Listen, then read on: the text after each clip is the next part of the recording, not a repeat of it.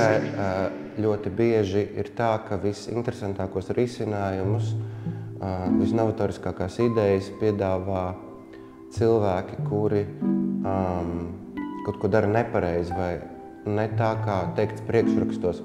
Un māksla un dzēja, manuprāt, ir tāds ceļš pretīm nepareizībai. Bastardi pirmkārt tā ir izrāde Nacionālajā teātrī.